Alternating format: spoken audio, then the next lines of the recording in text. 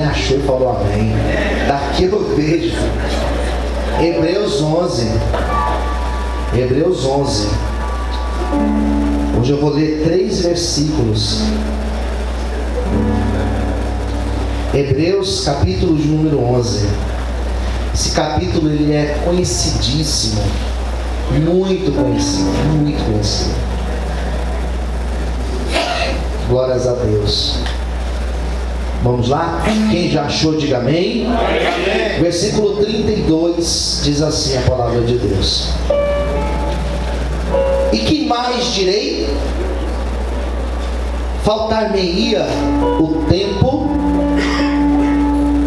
contando de Gideão, de Baraque, de Sansão, de Jefté, de Davi e de Samuel e dos profetas, os quais pela fé venceram reinos, praticaram a justiça, alcançaram promessas, fecharam as bocas dos leões, apagaram a força do fogo, escaparam do fio da espada, da fraqueza tiraram forças, da fraqueza tiraram forças,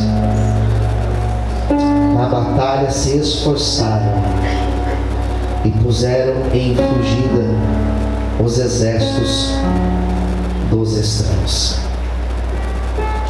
Vamos fechar os olhos. Senhor, fale conosco nesta manhã. Usa minha vida, Senhor, para falar com a tua igreja. Abençoe os que estão assistindo esse culto, os que assistem pela internet ou pela TV. Que teu Espírito Santo fale com todos, Senhor, em nome de Jesus. Amém. Amém. Vamos aplaudir Jesus. Amém. Aleluia. Tem um louvor que é muito conhecido, e aqui na igreja inclusive nós cantamos, e um trechinho do louvor, Roberto, é assim, aquela... Vocês conhecem? Como que é esse trechinho? Vamos lá, não morrerei? Puxa aí.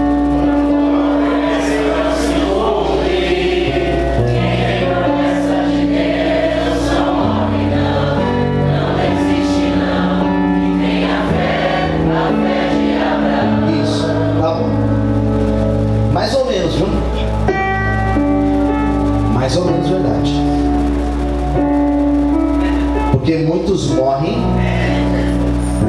sem viver a promessa de Deus. Você sabia? Hebreus capítulo de número 11, que foi o capítulo que eu li, o 39 diz assim: todos estes, tendo tido testemunho pela fé, não alcançaram a promessa. Você sabia que existem pessoas que viveram aguardando uma promessa e não viveram ela? Frustrante, né, queridos? Ah, pastor, mas o louvor diz, a Bíblia diz outra coisa. Hebreus 11 é um capítulo conhecido, porque aqui tem a explicação de um conceito fundamental para a caminhada cristã, que é o conceito fé. A definição mais clara, mais explícita, bíblica, acerca do que é fé, está aqui. Hebreus 11, versículo 1. Ora, a fé é o firme fundamento das coisas que se esperam e a prova das coisas que não se veem. Então a fé é exatamente um conceito que diz de você acreditar em algo que você não está vendo. Então a definição de fé aparece aqui, em Hebreus capítulo de número 11. Daí nós temos uma galeria de homens e mulheres também, não somente homens, mas mulheres que são citados aqui. Fala de Noé, antes de Noé, fala de Caim, depois fala de Noé, fala de Enoque, fala dos patriarcas, Abraão, Isaac, Jacó. Então vai falando destes homens, cita mulheres como Raabe, meretriz lá de Jericó, que teve uma atitude ousada para guardar os espias, e ela não foi destruída, a sua casa não foi destruída com a invasão dos israelitas. Então esse capítulo 11, ele é rico, irmãos. O autor que escreveu aos Hebreus, que nós não sabemos, muitos acham que foi Paulo, mas é muito provável que não tenha sido Paulo. Quem escreveu aos Hebreus conhecia de história, conhecia das histórias do povo de Deus, e ele fala de vários assuntos. Eu acho fantástico aos Hebreus, depois você lê. Quando você vê umas igrejas atuais tentando se vestir de uma roupa de judaísmo, aos Hebreus fala que não tem nada disso. Hebreus é resposta para o catolicismo romano, quando diz que nós necessitamos da intercessão de Maria e dos santos. A Bíblia fala aos Hebreus que nós temos um intercessor, um sumo sacerdote, que vem da ordem de Melquisedeque, chamado Jesus Cristo. Aleluia. Pode aplaudir Jesus. Aleluia. Queridos, eu tinha muita coisa para falar aos Hebreus. Para fazer uma introdução do jeito que eu gosto, eu precisaria de muito tempo. Mas eu quero encurtar, porque nessa relação de Hebreus 11, 6 nomes foram citados, e dos 6 nomes existem conhecidíssimos, existem menos conhecidos e existem bem menos conhecidos. Quais são os nomes citados? Eu preciso ver aqui de novo. 32. Gideão. Quem já ouviu falar de Gideão? Diga amém. Amém. Gideão é conhecido, né? É conhecido. Daí vem um segundo, chamado Baraque. Daí já diminui. Talvez você nunca ouviu uma pregação sobre Baraque. Quem já ouviu falar de Baraque? Diga amém. Olha, diminuiu demais. Daí vem um terceiro, Sansão. Sansão. Quem já ouviu falar de Sansão? Diga amém. Sansão, a maioria, né? Daí vem um quarto aqui, Jefté. Quem já ouviu falar de Jefté? Ó. Depois tem que ver se já ouviu falar, né? Depois vem Davi. Quem já ouviu falar de Davi? Diga amém. Davi é dos mais, né? Daí vem Samuel. Quem já ouviu falar de Samuel? Diga amém. Beleza. Então percebe que esses nomes, o autor aos Hebreus disse o seguinte: me faltaria tempo se eu falar desses homens. Me faltaria tempo. E quando fala desses homens, ele vai dizer no versículo 34 que eles tiveram uma característica, todos eles em comum, esses 6 nomes e os profetas, uma característica em comum. Qual característica? Eles da fraqueza tiraram forças. E é isso que eu quero pregar nessa manhã. Da fraqueza nós vamos tirar forças. Posso ver amém, queridos? Então, antes de eu começar a pregar, escolhe alguém, fala assim: da fraqueza, mais forte, diga: da fraqueza, nós vamos tirar forças. Quando nós falamos fraqueza, fraqueza é um conceito amplo também. É um conceito muito amplo. Porque quando nós falamos de fraqueza, nós poderíamos trazer outros sinônimos para essa pregação aqui, para esse contexto nosso. Falar de fraqueza seria igual nós falarmos assim: do desânimo tiraram forças. E eu acho que em algum momento, nesse ano de 2022, você já ficou desanimado. Porque é difícil a gente ser tão constante assim, irmãos. Eu me considero uma pessoa constante. Está aqui minha mãe. Sou constante, mãe? Está aqui minha mãe e meu pai. Sou constante, pai? Sou. Eu me considero constante, mas eu não consegui, irmão, sinceramente, ter a mesma batida o ano inteiro. Porque em alguns momentos desse ano, eu oscilei, me senti desanimado. Então nós poderíamos trocar essa palavra fraqueza por desânimo, e caberia bem para essa manhã aqui nossa.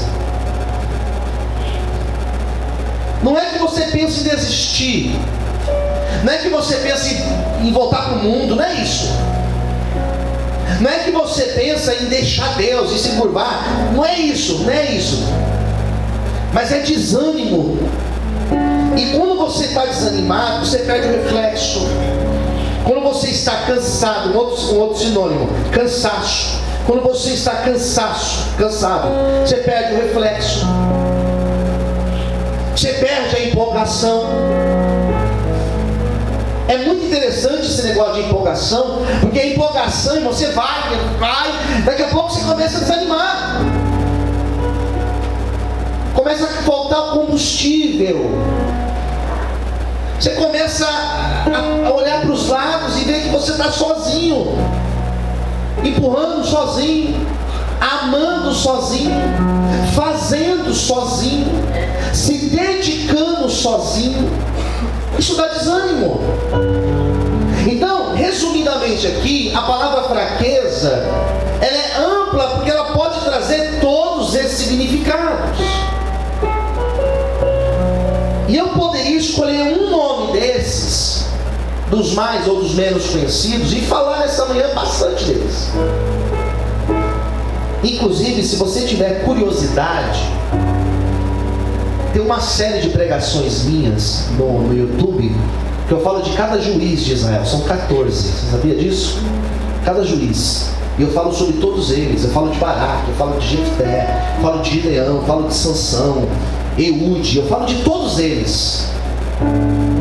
Vale a pena depois você assistir, porque tem pregações que você talvez nunca tenha ouvido. Desses nomes aqui, começa falando de um camarada top, chamado Gideão, que teve da fraqueza tirar forças.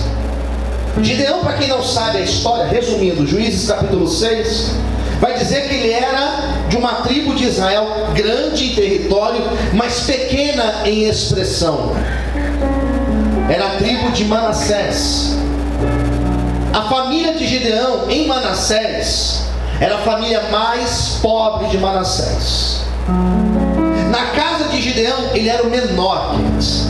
Então, eu gosto sempre de falar que Gideão era o menor do menor do menor.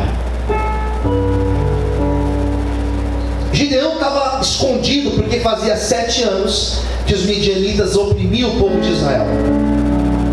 Quem gosta de ouvir histórias, diga amém. Amém. Vamos contar essa história para vocês aqui rapidinho. 7 anos oprimido, 7 anos colocando peso sobre eles, roubando. E Deus olha para Gideão e fala assim: você é o meu escolhido para libertar esse povo das mãos dos midianitas. Eu, Senhor? Não, eu não. Eu sou menor da casa do meu pai, minha casa do meu pai é a mais pobre de Manassés. Eu sou menor do menor do menor. Deus falou assim: é você o meu escolhido. E Gideão falou: não, Senhor, não posso. E quando ele falou: não posso, não tenho condições, Deus olhou para ele e falou assim: vai nesta tua força e livrará o meu povo das mãos dos midianitas. Vai nessa tua força. Daí você lê o texto e pergunta: mas que força é essa? E sabe o que eu descobri? que nos momentos em que nós nos sentimos fracos, existe uma força escondida dentro de nós. E essa força, preste atenção, essa força é a presença de Deus, o mesmo Deus que esteve com Gideão, fortalecendo Gideão, dando graça para Gideão continuar de pé. Esse mesmo Deus está apostando em mim, está apostando em você, querido obreiro, em você, querido pastor. Por isso o mesmo Deus que levantou Gideão, Ele vai te levantar também para uma grande obra na presença dEle. Aleluia! Aplauda ao Senhor, aleluia! Da fraqueza tiraram força. Daí você vê, ele tinha 200 mil homens midianitas para enfrentar, ele tinha um exército de 32 mil homens, e Deus falou, é muita gente. E depois ele foi lutar com quantos? 300 homens. E Deus deu a vitória. Está na galeria dos heróis da fé. Por que Gideão está na galeria dos heróis da fé, pastor? Porque ele pôde ver que do pouco Deus faz muito. Por que ele está na galeria dos heróis da fé? Porque com pouco apoio ele conseguiu fazer a diferença. Por que ele está na galeria dos heróis da fé? Porque ele não olhou para o tamanho do exército inimigo, ele olhou para Deus, sabendo que Deus estava do lado dele. Se você quer continuar caminhando na presença de Deus, não olhe para o tamanho do teu problema, olhe para o tamanho do seu Deus, aleluia, e Ele vai te ajudar a você chegar lá do outro lado e viver o melhor dele na tua vida, aleluia, glória a Deus. Você pode aplaudir o Senhor, queridos?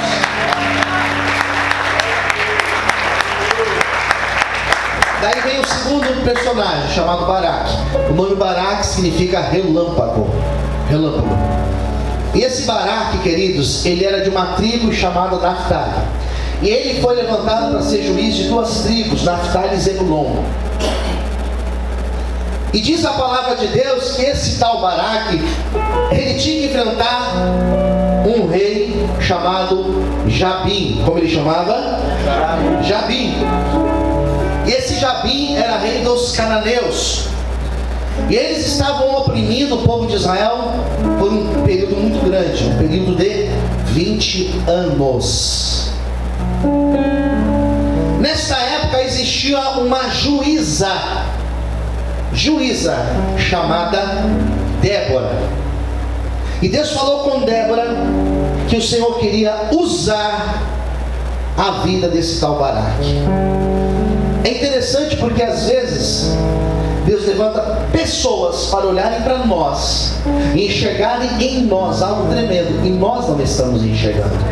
Diga para quem está pertinho de você, diga assim, tem algo de Deus na tua vida. Diga assim, talvez você ainda não viu. E Débora falou assim, Gideão não, Deus falou, usando a boca de Débora, Baraque, Deus quer usar a tua vida para enfrentar os cananeus.